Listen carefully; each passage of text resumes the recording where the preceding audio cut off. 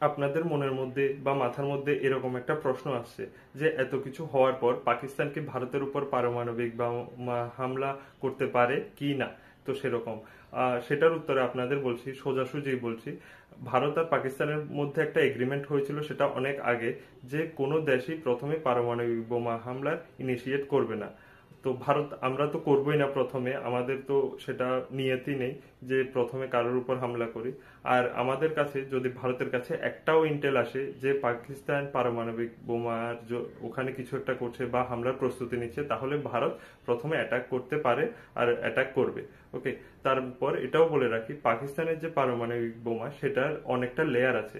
তো ওদের যদি পারমাণবিক বোমা হামলা করতে হয় তো ওই লেয়ার দিয়ে ওদের যেতে হবে। কিন্তু ভারতের টেকনোলজি এতটাই ডেভেলপড যে ভারতের বাস বাটন, ওটা টিপ দাও, পাকিস্তান ধ্বংস। আরো একটা ব্যাপার আপনাদের বলে রাখি, ভারতের কাছে এমন একটি বোমা আছে যেটা পারমাণবিক বোমার থেকেও 500 গুণ বেশি শক্তিশালী অ্যাকচুয়ালি। আর সেটা ভারত 11 জুলাই 1998 সালে সাকসেসফুলি ডেভেলপ করেছে। আর এই বোমার নাম হলো হাইড্রোজেন বোমা। এই বোমা পৃথিবীর আমেরিকা, রাশিয়া, চীন, ব্রিটেন, ফ্রান্স আর ভারতের মধ্যে আছে, বাকি কোনো দেশের মধ্যে নেই।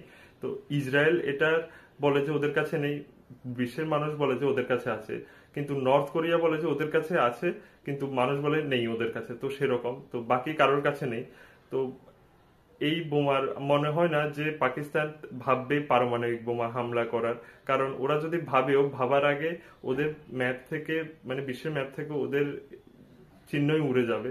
কারণ আমাদের কাছে যে বোমা আছে হাইড্রোজেন বোমা, তো সেই জন্যই বলছি নিশ্চিন্তে থাকুন, কোনো টেনশন নেবেন না। নমস্কার।